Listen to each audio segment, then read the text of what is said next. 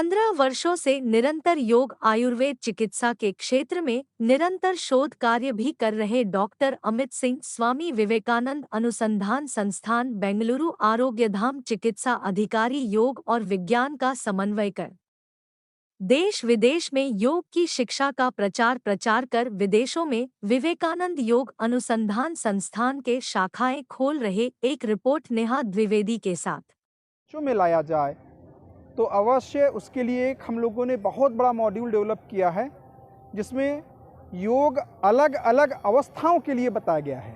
जो primary education में क्या होना चाहिए, हायर एजुकेशन में क्या होना चाहिए, सेकेंडरी एजुकेशन में क्या होना चाहिए, योग से कंसंट्रेशन कैसे बढ़ता है, योग से मेमोरी कैसे बढ़ता है, योग से बॉडी स्टेमिना कैसे बढ़ता है। और एक नया भारत सरकार ने काम शुरू किया है, योग को किस तरह से खेल में लाया जाए।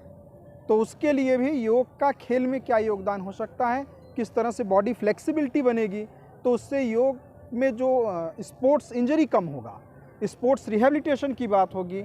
और जो लोग स्पोर्ट्स खेल रहे हैं, अगर देखा जाए तो 10 व्यक्ति जो टॉप 10 में हैं वो सभी इक्वली योग्य होते हैं, लेकिन जो एक व्यक्ति जीतता है तो उसका अपने मन पे नियंत्रण होता है। तो योग हमें मन पे नियंत्रण सिखाना बताता है। और पहला सूत्र ही है पतंजलि योग सूत्र का, जहाँ पे है अथ योगानुशासनम योगः चित्त वृत्ति निरोधः। जो चित्त पे स्वामित्व पाना ही योग है। योग सिर्फ शारीरिक श्रम नहीं है। बहुत सारे लोग सोचते हैं शरीर को तोड़ना मोड़ना योग है, वो तो सिर्फ अन्नमय कोष तक ही स्थिर है। लेकिन जब हम प्राणायाम करते हैं तो प्राणमय कोष तक जाता है। देखा जाए जीवित शरीर एक मृत शरीर में क्या अंतर है, उसमें प्राण है, इसमें प्राण नहीं है।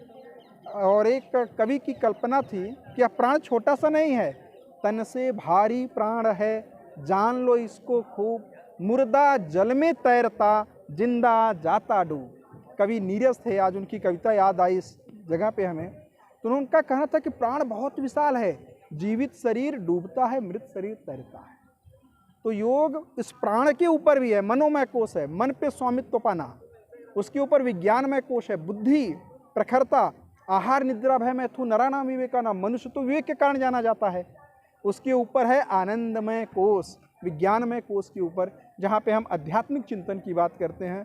तो योग सिर्फ एक अध्यात्म तक ही सीमित नहीं है, योग शिक्षा तक सीमित है। आज के समय में लोग योग करके स्वास्थ्य लाभ ले रहे हैं, कई बीमारियों का निर्मूलन हो रहा है, बीमारियां दूर हो रही। योग मैं आशीष टंडन, चैतन्य योग सेवा संस्था जो कि वाराणसी भेलुपुर और सिगरा पे है, जो कि संबंध है विवेकानंद योग अनुसंधान संस्थान से। आज हमारे बीच में स्वामी विवेकानंद योग अनुसंधान संस्थान के आरोग्य धामा, जो कि एक विश्वविख्यात यौगिक आयुर्वेदिक और नेचुरोपैथी का चिकित्सा केंद्र है, आज हमारे बीच में उसी आरोग्य धामा से वहाँ के डॉक्टर अमित सिंह जी, जो कि वहाँ मुख्य चिकित्सा अधिकारी हैं, हमारे बीच में है, वाराणसी में है। तो मैं आप सभी के माध्यम से उनका हार्दिक स्वागत वंदन अभिनंदन करता हूं। और हमारे साथ डॉक्टर अमित सिंह जी हैं। आप उनसे क्या उनका आगमन पहली बार बनारस में हुआ है? आगमन तो पहली बार बनारस में नहीं हुआ, ये वाराणसी के ही यहाँ कपसेठी थाना है, वहाँ के मूल निवासी हैं।